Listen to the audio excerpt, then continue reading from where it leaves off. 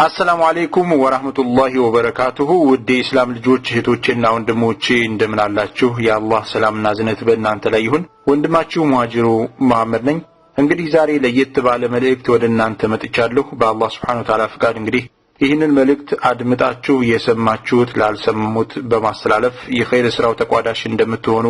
በአላህ ላይ ተስፋለኝ ዛሬ ወደ እናንተ ለየት ባለ መልኩ ያመጣኝ ጉዳይ የህፃን አቲካ ኑረዲን ህይወትና ተርፍ ዘንድ ለመማጸን ነው እንግዲህ ቀደም ሲል ኡስታዝ መሐመድ ዳውድን ጨምሮ በሌሎችም ኡስታዞች እንደዚሁም ወንድሞችና እህቶች ሲገለጽ እንደሰማችሁት በአህለል ቁርአን ግሩፕና በአልኢስላህ የትምህርት ተቋም እንቅስቃሴ ውስጥ ባለው ከፍተኛ ተሳትፎ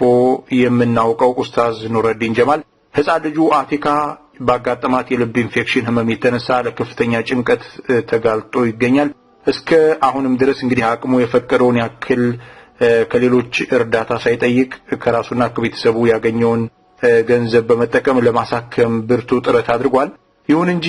የአላህ Subhanahu Wa Ta'ala ቀደር ሆኖ አቲካን ለማሳከም ያደረገው ሙከራ ሳይሳካለት ቀርቶ እንግዲህ ህፃኗ ልጁ ማለት ነው እለት ከእለት የህመሟ ሁኔታ በመጠናከሩና ወደ ከፍተኛ ህክምና ማዕከል ሪፈር በመባሏ ምክንያት ኡስታዛችን ሁሉ ነገር ከአቅሙ በላይ በመሆኑ ለከፍተኛ ችግርና ጭንቀት ተጋልጦ ይገኛል ማለት ነው እናም ውድ እህቶቼ ወንድሞቼ ኢንሻአላህ እንግዲህ ትላንትና ሌሎች ያጋጠማቸውን ችግር ሌሎች ሲታመሙ ወገኖቻችንን ለመርዳት በሚደረገው ርብርብ ኡስታዝ ኑረዲን ጀማል ከፍተኛ ጥረትና እንቅስቃሴ በማድረግ እንደዚሁም የማስተባበር ስራዎችን በኃላፊነት በመውሰድ ትልቅ ሚና ሲጫወት የነበረ ኡስታዛችን ነው እንግዲህ ዛሬ ላይ እሱ ተቸግሯል ስለዚህ ከጎኑ በመቆም ልንረዳው አብሽር ልንረው ይገባል የተለመደውን የትብብርና የድጋፍ እጃችንን ሁላችንም በቻልነው አቅም እንዘረጋ ዘንድ እንግዲህ መልእክቴ ይድረሳችሁ እላለሁኝ ማለት ነው ውድ እህቶችና ወንድሞቼ እንግዲህ እንደሚታወቀው የሀገራችን አባባል እንደሚጠቁመው ማለት ነው 50 ሎሚ ለአንድ ሰው ሸክም ሲሆን ለ50 ሰው ደግሞ ጌጡ ነው ስለዚህ ኡስታዝ ኑረዲን ለህፃን ልጁ የተጠየቀውን ከፍተኛ የህክምና ወጪ ለማገዝና ለመርዳት ሁላችንም ችግሩ የጋራችን ነው የኛ ነው በማለት እንድንረባረብ በአላህ Subhanahu Wa Ta'ala ስም ተማጽኖዬንና ጥሬን መልእክቴን ለማድረስ እወዳለሁ ኢንሻአላህ በየግሩፑ የተሰራጩ በርካታ አድራሻዎች አሉ በሳውዲ አረቢያ እንደዚሁም በሌሎች አካባቢዎች የሚገኙ እህቶች ወንድሞች በመላው ዓለም ያሉ ይሄንን የኸይር ስራ ጥሪ የሚሰሙ ሙስሊሞች ሁሉ ሊሳተፉበት እንዲችሉ አድራሻዎች ተበትነዋል እንግዲህ ኢንሻአላህ ለአጠቃላይ ለበለጠ መረጃ እኔ ሁለት ስልክ ቁጥሮችን አስተዋውሳችኋለሁ ማለት ነው የመጀመሪያው ስልክ ቁጥር 0531270816 የሳውዲ አረቢያ ቁጥር ነው ኡስታዝ ሙሰፋ ይባላል ወይም ደግሞ በ0500941996 ላይ ወንድም ነጃ ይባላል